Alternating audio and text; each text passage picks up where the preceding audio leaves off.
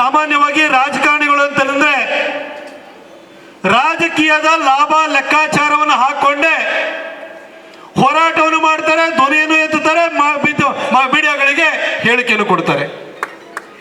ಇದನ್ನ ನೀವು ನೋಡ್ಕೊಂಡು ಬಂದಿರೋದು. ಸಂದರ್ಭಕ್ಕೆ ತಕ್ಕಾಗಿ ಮಾತಾಡ್ತಿರ್ತಾರೆ. ಸಂದರ್ಭಕ್ಕೆ ತಕ್ಕಾಗಿ ಹೇಗೆ ಮಾತಾಡ್ತಾರೆ ಅನ್ನೋದಕ್ಕೆ 2023 ಹೋಗಿ 2023 ಬಂದಾಗ ಅಲ್ಲಿಂದ ಮೇಕೆದಾಟುಗೆ ನಾವು ಅಣೆಕಟ್ಟೆ ಕಟ್ಟಿಬಿಡ್ತೀವಿ, ನಮ್ಮ ನೀರು ನಮ್ಮ ಹಕ್ಕು ಅಂತ ಹೇಳಿ ಡಿ ಕೆ ಶಿವಕುಮಾರ್ ಅವರು ಪಾದಯಾತ್ರೆನ ಕೈಗೊಂಡಿದ್ದು ನಾವು ನೋಡಿದೀವಿ. ಅಧಿಕಾರಕ್ಕೆ ಬಂದು 1.5 ವರ್ಷ ಆಯ್ತು. ಮೇಕೆದಾಟು ಬಗ್ಗೆ ಸದ್ಯ ಇಲ್ಲ. ಮೇಕೆದಾಟು ಯೋಜನೆ ಆಗಬೇಕು ಅಂತ ಹೇಳಿದ್ರೆ ತಮಿಳುನಾಡು ಹೋಗ್ಬೇಕು, ಪಾಂಡಿಚೇರಿ ಹೋಗ್ಬೇಕು, ಕೇರಳ ಹೋಗ್ಬೇಕು. ಅಷ್ಟು ಭಾಗದಲ್ಲೂ ಕೂಡ ಕಾಂಗ್ರೆಸ್ಸಿನ ಮಿತ್ರ ಪಕ್ಷಗಳಲ್ಲಿ ಅಧಿಕಾರದಲ್ಲಿವೆ.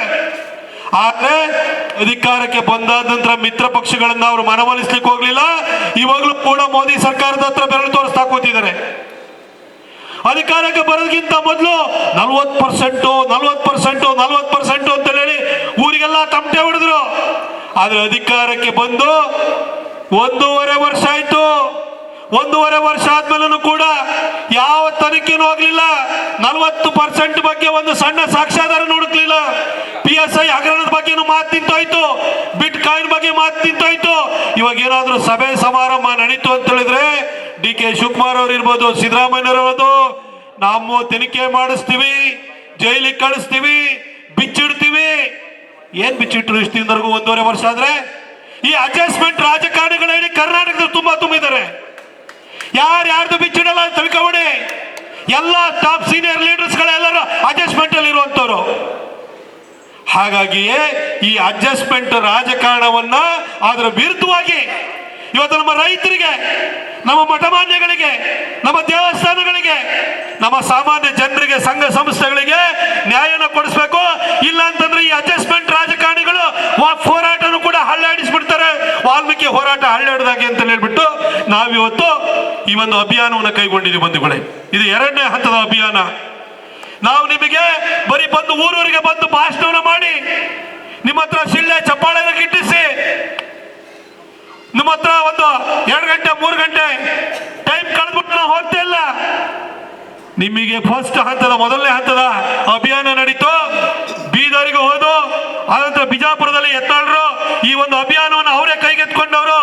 ಸ್ಥಳಕ್ಕೆ JPC ಚೇರ್ಮನ್ ಕರೆಸಿದ್ರು, ಕೇಂದ್ರ ಸಚಿವರಾಗಿರುವಂತಹ ಶೋಭಾ ಕರಂದ್ಲಾಜೆ ಅವ್ರನ್ನ ಕರೆಸಿದ್ರು, ಪ್ರಹ್ಲಾದ್ ಜೋಶಿ ಅವ್ರನ್ನ ಕರೆಸಿದ್ರು. ಹಾಗೆ ಅಷ್ಟಕ್ಕೆ ಮಾತ್ರ ನಿಲ್ಲಿಲ್ಲ. ಇಡೀ ರಾಜ್ಯಾದ್ಯಂತ ಒಂದು ಹಂತದ ಅಭಿಯಾನ ಮಾಡಿದ ನಂತರ ನೇರವಾಗಿ ಪಾರ್ಲಿಮೆಂಟ್ಗೆ ಹೋಗಿ ಅಲ್ಲಿನ ಸಚಿವರನ್ನ ಭೇಟಿ ಮಾಡುವಂತ ಪ್ರಯತ್ನ ನಡೀತು. JPC ಎದುರುಗಡೆ ಮತ್ತೆ ಹೋಗಿ JPC ನಲ್ಲಿ ಜಾಯಿಂಟ್ ಸೆಕ್ರೆಟರಿ ಮತ್ತು ಅಂಡರ್ ಸೆಕ್ರೆಟರಿ ಎದುರುಗಡೆ ಯಾವ್ಯಾವ ಪ್ರಶ್ನೆಗಳನ್ನ ಕೇಳಬೇಕು, ರಾಜ್ಯದಿಂದ ಯಾವ್ಯಾವ ದಾಖಲೆ ತರಿಸಬೇಕು, ನಮ್ಮ ರೈತರಿಗೆ ಯಾವ ರೀತಿ ಸಹಾಯ ಮಾಡಬೇಕು, ವಕ್ಫ್ ಕಾಯ್ದೆ ತಿದ್ದುಪಡಿನಲ್ಲಿ ಯಾವ್ಯಾವ ಅಂಶಗಳನ್ನ ನಾವು ಅಳವಡಿಸಬೇಕು ಅನ್ನೋದ್ರ ಬಗ್ಗೆ ನಮ್ಮ ಕುಮಾರ್ ಬಂಗಾರಪ್ಪನವರಿಗೆ ಅವ್ರನ್ನ ಮುಂದೆ ಬಿಟ್ಟು ಅವರಿಗೆ ಅದ್ರ ಬಗ್ಗೆ ಆಳವಾದ ಅಧ್ಯಯನ ಇತ್ತು. ಮನವರಿಕೆ ಮಾಡುವ ಕೆಲಸವನ್ನು ನಾವು ಮಾಡಿದ್ದೀವಿ. ಇದು ಬರೀ ಭಾಷಣ ಕೊಡುವಂತ ಹೋರಾಟ ಅಲ್ಲದು, ನಿಮಗೆ ನ್ಯಾಯ ಕೊಡಿಸುವಂತ ಹೋರಾಟ. ಒಂದು ಪ್ರಾಮಾಣಿಕ ಕಾಳಜಿ ಇಟ್ಕೊಂಡು ಬಂದಿದ್ವಿ. ಚುನಾವಣೆ ಇನ್ನು ಮುಂದೆ 3.5 ವರ್ಷದ ಆಚೆ ಇದೆ. ಈ ಇಶ್ಯೂಕ್ಕೆ ನಾವು ನ್ಯಾಯ ಕೊಡಿಸಿದ್ಮೇಲೆ ಬೇರೆ ಇಶ್ಯೂ ತಗೊಳ್ತೀವಿ. ಆದ್ರೆ ಈ ನ್ಯಾಯ ಕೊಡಿಸುವಂತ ಉದ್ದೇಶ ಇಟ್ಕೊಂಡು ಬಂದಿದೀವಿ ಹೊರತು ಏನ್ ಚುನಾವಣೆ ಹತ್ರ ಬರ್ತಾ ಇದೆ ಇವ್ರ ತರ ಏನು ನಮ್ಮ ನೀರು ನಮ್ಮ ಹಕ್ಕು ಅಂತ ಹೋರಾಟ ಮಾಡಕ್ಕೆ ಹೊರಟಿಲ್ಲ. ಅದೇ ರೀತಿ ಕರ್ನಾಟಕದಲ್ಲಿ ಕನ್ನಡಿಗರೇ ಸಾರ್ವಭೌಮ ಅಂದ್ರು. ಮತ್ತೆ ಮೊನ್ನೆ ಬೆಳಗಾವಿನಲ್ಲಿ ಕಾಂಗ್ರೆಸ್ ಅಧಿವೇಶನ 1924 ನಡೆದಿತ್ತು. 100 ವರ್ಷದ ಅಧಿವೇಶನವನ್ನು ಮತ್ತೆ ಮಾಡ್ಲಿಕ್ಕೆ ಹೊರಟ್ರು. ಅದರಲ್ಲಿ ಬ್ಯಾಕ್ ಡ್ರಾಪ್ ನಲ್ಲಿ ಕನ್ನಡನೇ ಇಲ್ಲ.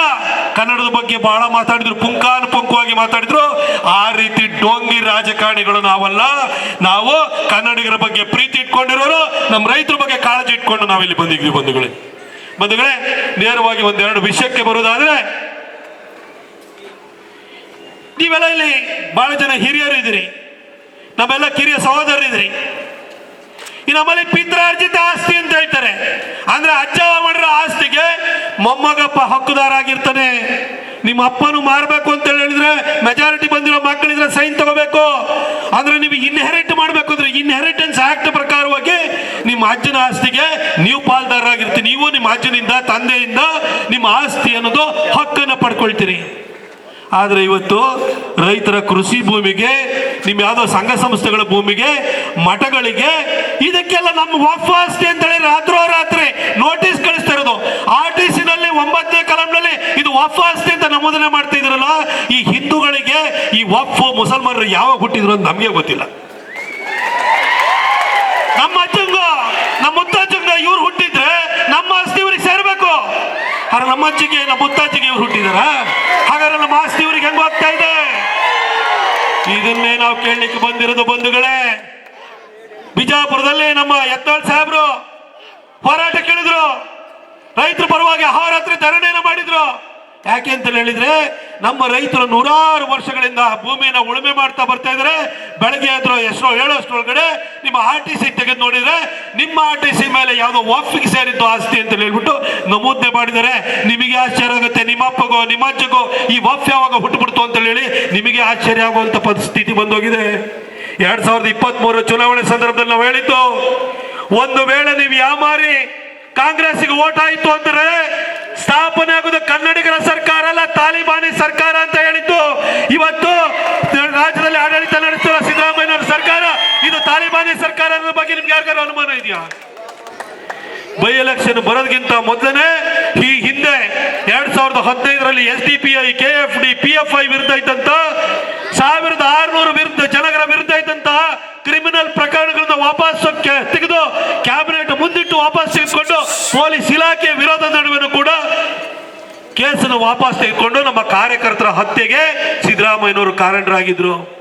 2ನೇ ಸಾರಿ ಅಧಿಕಾರಕ್ಕೆ ಬಂದಾದ್ನಲ್ಲಾದ್ರೂ ಕೂಡ ಸ್ವಲ್ಪ ಬದಲಾಗ್ತಾರೆ ಅಂತ ಅನ್ಕೊಂಡಿದ್ದು.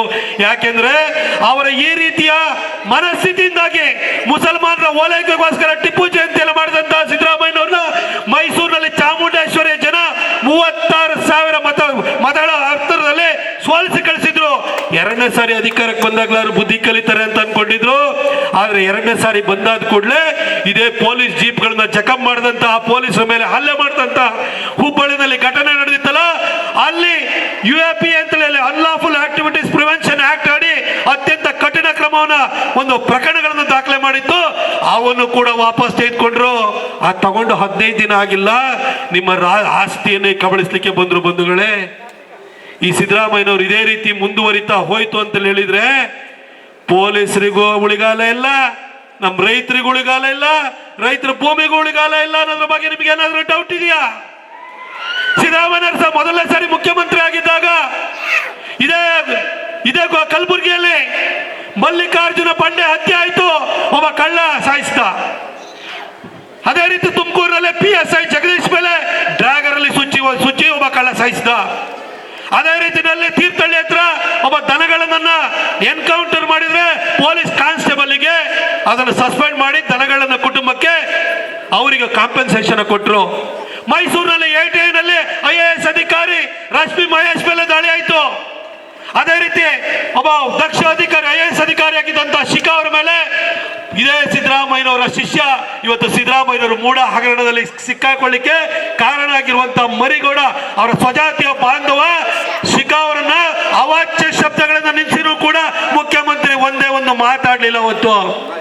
ಅಷ್ಟು ಮಾತ್ರ ಅಲ್ಲ, MK ಗಣಪತಿ ಆತ್ಮಹತ್ಯೆ ಆಯ್ತು ಅನುಮಾನಾಸ್ಪದವಾಗಿ, DK ರವಿ ಆತ್ಮಹತ್ಯೆ ಆಯ್ತು ಅನುಮಾನಾಸ್ಪದವಾಗಿ.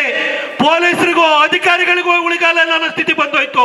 ಯಾರ ಕೈಯಲ್ಲಿ ವಾಚ್ ಕಟ್ಕೊಂಡೋದ್ರೆ ಒಳ್ಳೆ ವಾಚ್ ಇತ್ತು ಅಂತಂದ್ರೆ ಇದು ಹುಬ್ಳಾ ವಾಚ್ ಅಂತೇಳಿ ಸಿದ್ದರಾಮಯ್ಯನವ್ರಿಗೆ ಕಿತ್ಕೊಂಡ್ರು. ಈ ತರ ವಾಚ್ ಅನ್ನು ಬಿಡದೆ ಇದ್ದಂತ ಸಿದ್ದರಾಮಯ್ಯನವರಿಗೆ ಈಗ ಮತ್ತೆ 2ನೇ ಸಾರಿ ಮುಖ್ಯಮಂತ್ರಿ ಆಗಿದ್ದಾರೆ. ಅವತ್ತು ವಾಚ್ ಅನ್ನು ಕಿತ್ಕೊಂಡ್ರು, ಇವತ್ತು ನಿಮ್ಮ ರೈತರ ಭೂಮಿಯನ್ನು ಕಿತ್ಕೊಳಕ್ ಬಂದಿದ್ದಾರೆ. ಅದಕ್ಕೋಸ್ಕರ ನಿಮ್ಮ ರಕ್ಷಣೆಗೆ ನಾವು ಬಂದಿದ್ದೀವಿ, ಅದಕ್ಕೋಸ್ಕರ ಹೋರಾಟ ಮಾಡ್ತಾ ಇದ್ದೀವಿ. ಬಂಧುಗಳೇ, ನಿಮ್ಮ ಸಹಕಾರವನ್ನು ನಾವು ಕೇಳ್ತೀವಿ. ಬಂಧುಗಳೇ, ಈ ಕಾಂಗ್ರೆಸ್ನವರು ಅದರಲ್ಲೂ ವಿಶೇಷವಾಗಿ ಸಿದ್ದರಾಮಯ್ಯನವರು ಯಾವಾಗ್ಲೂ ಹೇಳ್ತಾ ಇರ್ತಾರೆ, ದೇವರಾಜ ಅರಸು ದೇವರಾಜ ಅರಸು, ನಾನೇ ಸೆಕೆಂಡ್ ದೇವರಾಜ ಅರಸು ಅಂತ ಹೇಳ್ತಾ ಇರ್ತಾರೆ. ದೇವರಾಜ ಅರಸು ಯಾಕೆ ದೇವರಾಜ ಅರಸು ಆದ್ರು? ದೇವರಾಜ ಅರಸು ಯಾಕೆ ದೇವರಾದ್ರು? ದೇವರಾಜ ಅರಸು ಯಾಕೆ ದೇವರಾದ್ರು ಅಂತಂದ್ರೆ, ಉಳುವವನೇ ಭೂಮಿ ಒಡೆಯ ಅಂತ ಹೇಳಿ ಕರ್ನಾಟಕ ಲ್ಯಾಂಡ್ ರಿಫಾರ್ಮ್ಸ್ ಆಕ್ಟ್ ಅನ್ನ ತಗೊಂಡ್ಬಂದ್ರು. ಆ ಆಕ್ಟ್ ಅನ್ನು ತರಬೇಕಾದ್ರೆ ಯಾರ್ದು ಹೊಲ ಗದ್ದೆಗಳಲ್ಲಿ ನೀವು ಗುತ್ತಿಗೆ ಆಧಾರದ ಮೇಲೆ ದುಡಿತಾ ಇದ್ರೆ 16 ವರ್ಷದಿಂದ ಆ ಭೂಮಿ ನಿಮ್ದಾಯ್ತು. ಎಷ್ಟೋ ಜನ ಸಾಹುಕಾರಗಳ ಭೂಮಿ ಕಳ್ಕೊಂಡ್ರು, ಎಷ್ಟೋ ಮಠಮಾನ್ಯಗಳು ದೇವಸ್ಥಾನಗಳ ಭೂಮಿ ಹೋಯ್ತು. ಅವತ್ತು ದೇವಸ್ಥಾನಗಳ ಭೂಮಿಗೆ, ಸಾಹುಕಾರ ಭೂಮಿಗೆ ಉಳುವವನೇ ಭೂಮಿ ಒಡೆಯ ಅಥವಾ ಕರ್ನಾಟಕ ಲ್ಯಾಂಡ್ ರಿಫಾರ್ಮ್ಸ್ ಆಕ್ಟ್ ಅದು ಅನ್ವಯ ಆಯಿತು. ಬಿಜಾಪುರದಲ್ಲಿ ನಮ್ಮ ರೈತರು ನೂರಾರು ವರ್ಷ ಉಳುಮೆ ಮಾಡ್ತಾ ಇದ್ರಲ್ಲ, ಆ ರೈತರ ಭೂಮಿಗೆ ಈ ಉಳುವವನೇ ಭೂಮಿ ಒಡೆಯ ಅಂತೇಳಿ ದೇವರಾಜ ಅರಸು ತಂದಂತ ಕಾಯ್ದೆ ಯಾಕೆ ಅನ್ವಯ ಆಗಲ್ಲ ಹೇಳಿ ಬಂಧುಗಳೇ? ಒಂದು ಲಿಮಿಟೇಷನ್ಸ್ ಆಕ್ಟ್ ಅಂತ ಇದೆ. ನಿಮ್ದು ಖಾಸಗಿ ಭೂಮಿ ಆಗಿದ್ರೆ ಅದು ನಿಮ್ಮ ಸುಪರ್ದಿನಲ್ಲಿ ಇತ್ತು ಅಂತಂದ್ರೆ 12 ವರ್ಷ ಆದ ನಂತರ ತಕರಾರಿಲ್ಲ ಅಂದ್ರೆ ಅದು ನಿಮ್ಮ ಭೂಮಿ ಆಗುತ್ತೆ, ನಿಮ್ಮ ಆಸ್ತಿ ಆಗುತ್ತೆ. ಒಂದು ವೇಳೆ ಸರ್ಕಾರಿ ಭೂಮಿನ ನೀವು ಉಳುಮೆ ಮಾಡ್ತಾ ಇದ್ರು ಕೂಡ 30 ವರ್ಷಗಳ ಕಾಲ ತಕರಾರಿಲ್ಲ ಅಂತಂದ್ರೆ ಆ ಸರ್ಕಾರಿ ಭೂಮಿಯು ಕೂಡ ಲಿಮಿಟೇಷನ್ ಆಕ್ಟ್ ಪ್ರಕಾರವಾಗಿ ನಿಮ್ದಾಗುತ್ತೆ. ಹಾಗಿರ್ಬೇಕಾದ್ರೆ ನಿಮ್ಮ ತಾತ ಮುತ್ತಾತನ ಕಾಲದಿಂದ ಉಳುಮೆ ಮಾಡ್ತಾ ಇದ್ದಂತ ಕೃಷಿ ಭೂಮಿ ರಾತ್ರೋರಾತ್ರಿ ಯಾಕಾಗಿ ವಫ್ ಭೂಮಿ ಆಗುತ್ತೆ? ಈ ವಫ್ ಭೂಮಿ ಏನಾದ್ರೂ ಭಾರತ ಪಾಕಿಸ್ತಾನ ನಮ್ದು ಪಾರ್ಟಿಷನ್ ಆಗ್ಬೇಕಾದ್ರೆ, ಭಾರತ ಇಬ್ಬಾಗ ಹೋಗ್ಬೇಕಾದ್ರೆ ಏನು ಮೊಹಮ್ಮದ್ ಅಲಿ ಜಿನ್ನಾ ಮುಸಲ್ಮಾನರಿಗೆ ಬಿಟ್ಟು ಹೋಗಿರೋದಾಯ್ತು, ಅಥವಾ ಸೌದಿ ಅರೇಬಿಯಾದಲ್ಲಿರುವಂತ ಯಾವುದೋ ಮುಲ್ಲಾನೋ ಇಮಾಮೋ ಮೌಲ್ವಿಯೋ ಭಾರತದಲ್ಲಿರುವಂತ ಮುಸಲ್ಮಾನರಿಗೆ ಬಿಟ್ಟು ಹೋಗಿರೋಂಥದ್ದಾಯ್ತು. ಬಂಧುಗಳೇ, ಕಾಂಗ್ರೆಸ್ನವರು ಎಂಥ ವ್ಯಕ್ತಿಗಳು ಅಂತಂದ್ರೆ ನಿಮ್ಮ ಒಂದೊಂದು ಓಟನ್ನು ಕೂಡ ಜವಾಬ್ದಾರಿಯಿಂದ ಕೊಡಬೇಕು ಮುಂದಿನ ದಿನಗಳಲ್ಲಿ. ಯಾಕೆಂದ್ರೆ ಅಪಾಯವನ್ನು ಹೇಳ್ತೀನಿ, ಇವತ್ತು ಫ್ರಾನ್ಸ್ನ ಪರಿಸ್ಥಿತಿ ಏನಾಗಿದೆ ಅಂತ ಹೋಗಿ ಐಫೆಲ್ ಟವರ್ ಹತ್ರ ದನ ಕಡ್ದು ಅಲ್ಲೇನೆ ಕಬಾಬ್ ಮಾಡ್ಕೊಂಡು ತಿಂತಾ ಇದ್ದಾರೆ. ಇವತ್ತು ಫ್ರಾನ್ಸ್ ಮುಳುಗೋಗ್ತಾ ಇದೆ, ಇವತ್ತು ಪೋಲೆಂಡ್ ಹೋಗ್ತಾ ಇದೆ, ಎಂಟೈರ್ ಯುರೋಪ್ ಹೋಗ್ತಾ ಇದೆ. ಮುಸಲ್ಮಾನರ ಬಾವಳಿ ಅಲ್ಲೆಲ್ಲ ಜಾಸ್ತಿ ಆಗ್ತಿದೆ. ಯಾವ ದೇಶನೂ ಕೂಡ ಸೆಕ್ಯುಲರ್ ಆಗಿ ಉಳಿಯಕ್ಕೆ ಸಾಧ್ಯ ಇಲ್ಲ, ಡೆಮೋಕ್ರಸಿನೂ ಉಳಿಯಕ್ಕೆ ಸಾಧ್ಯ ಇಲ್ಲ. ಪಕ್ಕದಲ್ಲಿರುವಂತ ಬಾಂಗ್ಲಾದೇಶ ನೋಡಿ, 1.25 ಕೋಟಿ ಹಿಂದೂಗಳಿದ್ದಾರೆ. 24% ಇದ್ರು 1971ರಲ್ಲಿ 24% ಇದ್ರು. ಇವತ್ತು 6%ಗಿಂತಲೂ ಕಮ್ಮಿ ಆಗಿದ್ದಾರೆ. ಎಲ್ಲೋದ್ರು? ಕೊಲೆ ಆದ್ರು, ರೇಪ್ ಆದ್ರು, ಕನ್ವರ್ಟ್ ಆದ್ರು. ಇವತ್ತು ಇಲ್ಲಿರುವಂತಹ ಸಂಖ್ಯೆನೂ ಇವರ ಸಂಖ್ಯಾಬಲ ಜಾಸ್ತಿ ಆಗ್ತಿರೋದು ನೋಡಿದ್ರೆ ಮುಂದೊಂದಿನ ಭಾರತದಲ್ಲಿ ಏನ್ ಪರಿಸ್ಥಿತಿ ಬರ್ಬೋದು ಅಂತ ನೀವು ಯೋಚನೆ ಮಾಡಿ. ಇವರ ಸಂಖ್ಯೆಗೆ ಆಲ್ರೆಡಿ 15% ಬಂದಾದ ಕೂಡಲೇ ನಿಮ್ ಭೂಮಿಗೆ ಕೈ ಹಾಕಿದ್ದಾರೆ. ಇನ್ನು ಇವರದೊಂದು 25% ಆದ್ರೆ ಏನ್ ಪರಿಸ್ಥಿತಿ ಆಗ್ಬೋದು ನೀವು ಯೋಚನೆ ಮಾಡಿ. ಅದಕ್ಕೋಸ್ಕರ ಎಚ್ಚರಿಸಕ್ ಬಂದಿದೀವಿ ಬಂಧುಗಳೇ. ಇವತ್ತು ನಿಮ್ ಭೂಮಿಗೆ ಕೈ ಹಾಕಿದ್ದಾರೆ, ನಾಳೆ ನಿಮ್ಮ ಕುಟುಂಬನೂ ಕೂಡ ಉಳಿಯಲ್ಲ. ಅದಕ್ಕೋಸ್ಕರ ಹಿಂದೂಗಳು ಒಗ್ಗಟ್ಟಾಗಿರ್ಬೇಕು. ನಾನು ಇಲ್ಲಿ ಯಾರು ಕೇಳ್ಬಿಟ್ರೆ ಎಷ್ಟು ಜನ ಗೌಡ್ರಿದ್ದೀರಪ್ಪ ಅಂದ್ರೆ ಕೈ ಎತ್ತು ಬಿಡ್ತೀರಿ, ಎಷ್ಟು ಜನ ಲಿಂಗಾಯತರಿದ್ದೀರಾ ಕೈ ಎತ್ತು ಬಿಡ್ತೀರಿ, ಎಷ್ಟು ಜನ ಎಸ್ಸಿಗಳಿದ್ರೆ ಕೈ ಎತ್ತೀರಿ. ಯಾವಾಗ ಹಿಂದೂಗಳಾಗ್ತೀರಿ ನೀವು? ಮುಸಲ್ಮಾನರಲ್ಲಿ ಜಾತಿ ಇಲ್ವಾ? ಮುಸಲ್ಮಾನರಲ್ಲಿ ಶಿಯಾ ಇದೆ, ಸುನ್ನಿ ಇದೆ, ಶೇಖ್ ಇದೆ, ಸೈಯದ್ ಇದೆ, ಖೋಜಾ ಇದೆ, ಬೋಹ್ರಾ ಇದೆ. ಅಲ್ಲೂ ಕೂಡ ಬಹಳ ದೊಡ್ಡ ತಾರತಮ್ಯಗಳಿದೆ. ಆದ್ರೆ ಮಸೀದಿಯಿಂದ ಹೊರಗಡೆ ಬಂದು ಕಲ್ಲಿಡಿಬೇಕಾದ್ರೆ ಎಲ್ಲಾ ಮುಸಲ್ಮಾನ ಒಂದಾಗಿ ಬರ್ತಾರೆ. ಆದ್ರೆ ನೀವು ಯಾವ್ದಾದ್ರು ಒಂದಾಗಿದ್ದೀರಾ? ಕ್ರಿಶ್ಚಿಯನ್ರಲ್ಲಿ ಜಾತಿ ಇಲ್ವಾ? ಕ್ರಿಶ್ಚಿಯನ್ನಲ್ಲೂ ಕೂಡ ನಿಮಗೆ ಕ್ಯಾಥಲಿಕ್ಸ್ ಇದ್ದಾರೆ, ಪ್ರಾಟೆಸ್ಟೆಂಟ್ಸ್ ಇದ್ದಾರೆ, ನಿಕ್ಸ್ ಇದ್ದಾರೆ, ಅಲ್ಲಿ ಆರ್ಥೋಡಾಕ್ಸ್ ಕ್ರಿಶ್ಚಿಯನ್ಸ್ ಇದ್ದಾರೆ, ಸಿರಿಯನ್ ಕ್ರಿಶ್ಚಿಯನ್ಸ್ ಇದ್ದಾರೆ. ಅಲ್ಲೂ ಕೂಡ 100 ಜಾತಿಗಳಿದಾವೆ. ಆದ್ರೆ ಕ್ರಿಶ್ಚಿಯನ್ ಎಲ್ಲ ಒಂದಾಗಿರ್ತಾರೆ. ಆದ್ರೆ ಹಿಂದೂಗಳು ನಿಮಗೇನು ರೋಗ ಬಂದ್ರೆ ನಮ್ಮ ಮನೇಲಿ ಲಿಂಗಾಯತ, ಗೌಡ, SC ST ಕುರುಬ ಇದಾಗಿರ್ಬೇಡಿ. ಹಿಂದೂಗಳಾಗಿರಿ, ಒಗ್ಗಟ್ಟಾಗಿರಿ. ನೀವು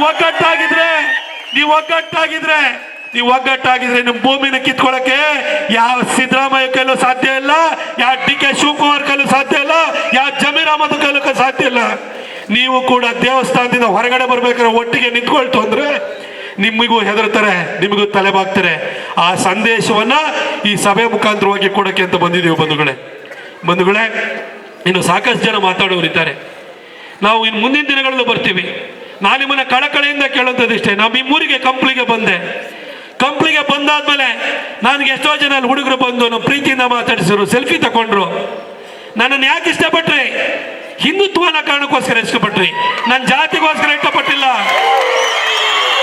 ಚುನಾವಣೆ ಬಂದಾಗ್ಲೂ ಕೂಡ ಈ ಜಾತಿ ಭಾವನೆಯನ್ನು ಬಿಟ್ಟು ಧರ್ಮಕ್ಕೋಸ್ಕರ, ದೇಶಕ್ಕೋಸ್ಕರ ಕಟಿಬದ್ಧವಾಗಿರುವಂತವ್ರನ್ನ ಬೆಂಬಲಿಸುವಂತ ಕೆಲಸವನ್ನ ನೀವೆಲ್ಲ ಮಾಡಬೇಕು. ಯೋಚನೆ ಮಾಡಿ. ನಾಳೆ ಬೆಳಗ್ಗೆ ಮುಸಲ್ಮಾನರು ಮಸೀದಿಯಿಂದ ಹೊರಗಡೆ ಬಂದು ಕೈಯಲ್ಲಿ ಕಲ್ಲಿಡ್ಕೊಂಡು ಬಿಸಾಡ್ಬೇಕಾದ್ರೆ ಅವ್ನು ಕುರುವನ, ಅವ್ನು ಲಿಂಗಾಯತ್ನ, ಅವ್ನು ಗೌಡನ, ಅವ್ನು ಎಸ್ಸಿನ ನೋಡಲ್ಲ. ನಿಮ್ಮ ಹಣೆಯಲ್ಲಿ ತಿಲಕ ಇದ್ರು ಸಾಕು, ಅಥವಾ ನೀವು ಒಬ್ಬ ಹಿಂದೂ ಅಂದ್ರೆ ಸಾಕು, ನಿಮ್ಮ ಮೇಲೆ ಕಲ್ಲು ಬೀಳುತ್ತೆ. ಹಾಗಾಗಿ ಹಿಂದೂಗಳಾಗಿರೋಣ. ನಾವು ಹಿಂದೂಗಳಾಗಿ ಒಗ್ಗಟ್ಟಿಂದ ಇತ್ತು ಅಂತಂದ್ರೆ ನಮ್ಮ ಆಸ್ತಿನೂ ರಕ್ಷಣೆ ಮಾಡ್ಬೋದು, ಭವಿಷ್ಯದ ನಮ್ಮ ತಲೆಮಾರು ಕೂಡ ಭದ್ರತೆಯಿಂದ ಇರುತ್ತೆ.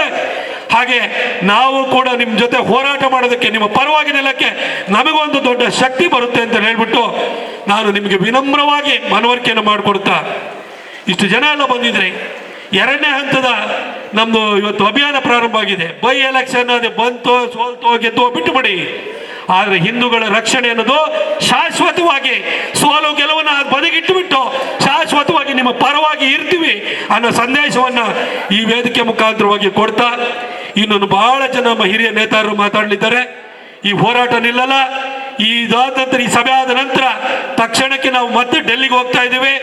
ಡೆಲ್ಲಿಗೆ ಹೋಗಿ ಮತ್ತೆ JPC ಎದುರುಗಡೆ ಹೋಗ್ತೀವಿ. ಅದಕ್ಕೋಸ್ಕರ ಒಂದು ದೊಡ್ಡ ಪ್ರೆಸೆಂಟೇಷನ್ ಕುಮಾರ್ ಬಂಗಾರಪ್ಪನವರು ಹಾಗೂ ಅರವಿಂದ್ ಲಿಂಬಾವಳಿ ಸಾಹೇಬರು ಇಬ್ರು ಕೂಡ ಪ್ರಿಪೇರ್ ಮಾಡಿದ್ದಾರೆ. 35 ನಿಮಿಷದ ಪ್ರೆಸೆಂಟೇಷನ್ ಪ್ರಿಪೇರ್ ಮಾಡಿದ್ದಾರೆ. ಇದು ರಾಜಕೀಯ ಹೋರಾಟ ಅಲ್ಲ, ಯಾವುದೋ ವ್ಯಕ್ತಿ ವಿರುದ್ಧ ಹೋರಾಟ ಅಲ್ಲ, ಇದು ನಿಮ್ಮ ರಕ್ಷಣೆಗೋಸ್ಕರ ನಾವು ಕೈಗೊಂಡಿರುವಂತಹ ಹೋರಾಟ. ಇದಕ್ಕೆ ನಿಮ್ಮ ಬೆಂಬಲ, ಆಶೀರ್ವಾದ ಸದಾ ಇರಲಿ ಅಂತ ಹೇಳ್ಬಿಟ್ಟು ನಿಮ್ಮನ್ನು ವಿನಮ್ರ